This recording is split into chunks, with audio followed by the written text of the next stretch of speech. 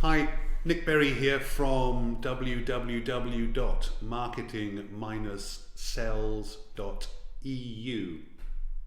There's a German version too if you're a German speaker, and that's marketing-sales.de. Links in the description below. Anyway, for the last over 20 years, I've been earning my living as a freelance copywriter and creative director, and for the last 12 or 13 years I have specialized almost 100% in business to business, or B2B, as opposed to business to consumer, B2C. So this little video series is there to share a few thoughts I have on specifically B2B marketing, in the hope that it might be useful to you if this is your business and help you do it a bit more effectively. So today's topic is, he said, consulting his list of, I've been in this business, like I say, 20 odd years, and in the B2B end of it for 12 or 13, and particularly in B2B, I don't think I've ever heard anyone in any marketing context say, your customer wants to buy from you. Just a thought. If you look at the language of advertising and marketing, it's the language of war. It's battle for attention, the fight for attention, the new campaign that you're launching. And the kind of idea, if you think about that language for 2 seconds, the idea is that unless you can batter someone into submission, unless you can hammer them to death with your whatever it is you're presenting, your arguments or however you do your marketing, unless you beat them, in other words, you can't get them to buy from you. Now that's a really weird place to be, particularly in business to business, because I'm in business to business, I'm in the service industry, I'm a freelance copywriter, people hire me for my ideas, for my words. I provide them a service in the same way as I buy services like the people who designed and built my website for me. They didn't get me by the throat and hold me down on the ground and hit me over the head with a softball bat until I gave them the business. They showed me why they were the right people to design and build my website. It was great.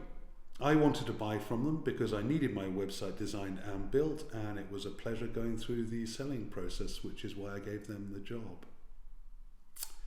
In the same way, I solve problems for people who hire me.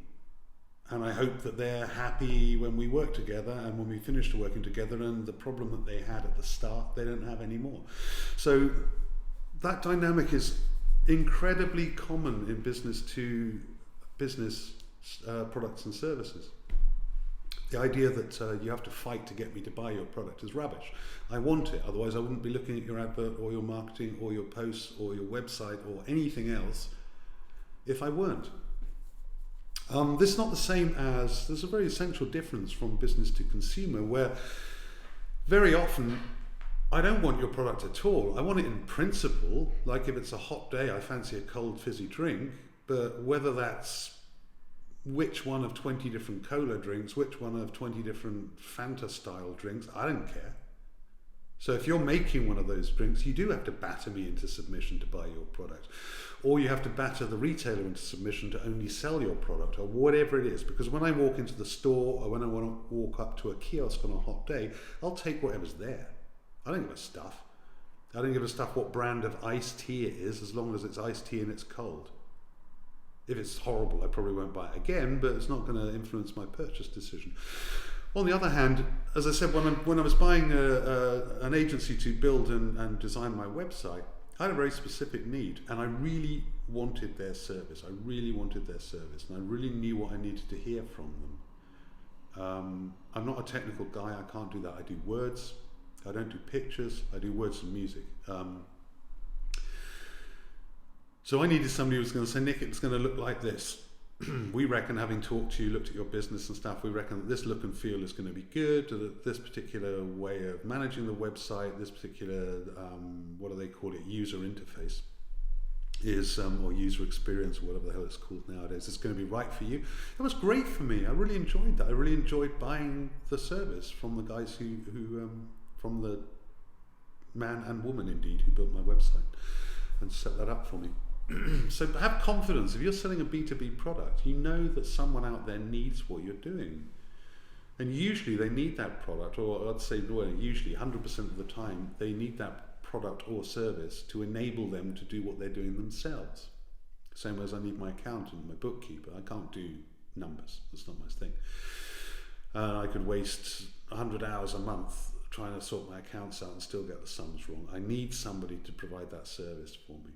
So what you do in that situation is, if you're selling a B2B product or service, think what are you selling? Have confidence in your product. If it is indeed a good product, have confidence in what you're selling, and understand that the person at the other end is going to want it, does actively want it from you. So in that case, all you need to do is set your arguments out. As the guy and girl partnership who built my website set their arguments out. Said, we do this, this, this, and this. We can do this for you, this for you, this for you. It'll cost this much, and we can offer you this kind of back-end support. Fine, job done. If in the process you like the people, that's a bonus, but it's not necessary.